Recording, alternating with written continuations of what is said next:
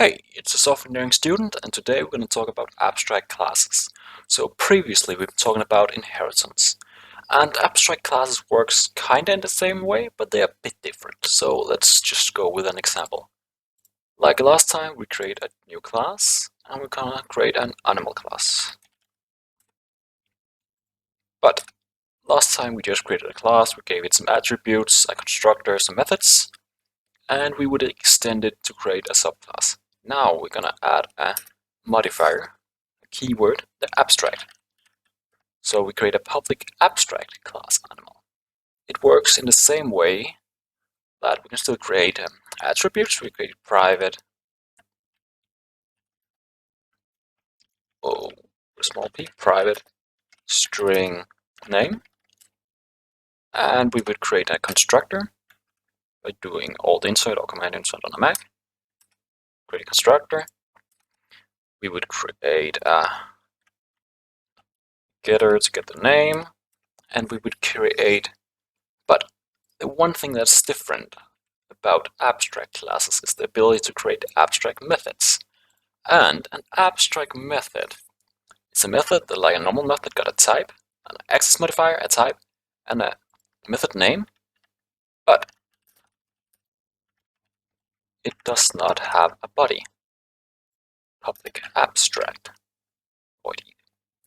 So it is an abstract method, which means it's not method created yet, but any class that extends an abstract class is forced to create and override this eat method.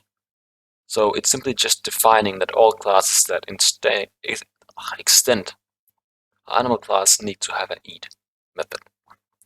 And one thing that's actually very important to understand is that abstract classes can't be initiated, which means we can't create them instantialized. We can create an object based on this one. For example, now if we try to create an animal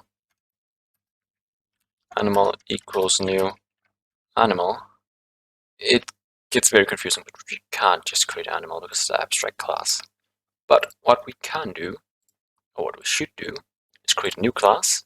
We create the bear class as usual, and we would let it extend our animal. Again, we're told something is missing, and it tells us to implement a method because it's abstract, so we need this method.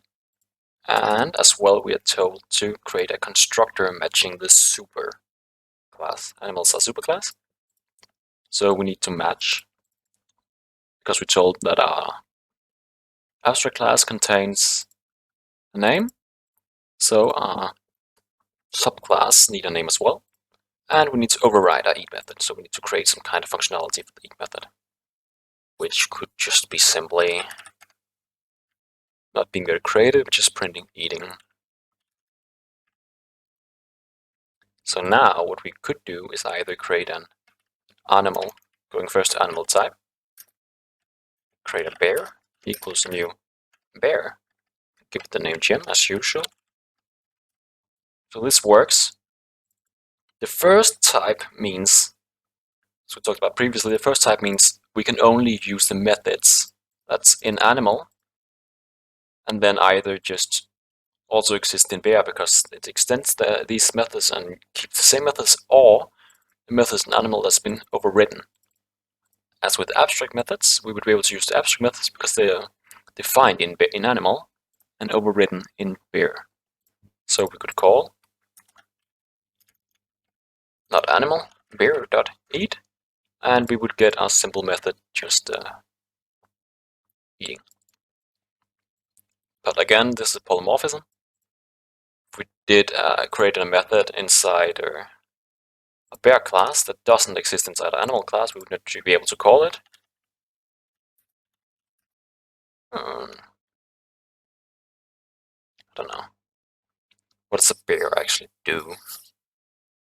Just create a walking method and go walking. I know it's something very creative, but it just shows the point that simply you can't access this method because a base type for this object is animal. So if we go bear.walking, it would not find it. we would just get an error saying this method is not defined in animal, because that's the main type. So animal defines the methods we can use, and new bear defines what kind of method. So we're using the overridden method. But again, abstract class contains attributes like a normal class. A constructor just can't be initialized. You can create a just animal class because it's abstract. So abstraction, which is also like very important in object-oriented programming. We can create abstract methods, which are methods that can't be used in itself, but need to be overridden. They need to be. It's not optional, they need to be overridden if you extend to animal. And we can create just normal methods we'll be able to use in here. For example, if we wanted to eating, it's not very creative, but eating and then the name. For example, now we get the name from our getName method using encapsulation. And now when we call eating, we would get eating gym. Okay, that seems wrong, but you shouldn't be eating Jim because Jim is the one eating. But this is the basics of abstract classes, and I hope you enjoyed, and see you in the next video.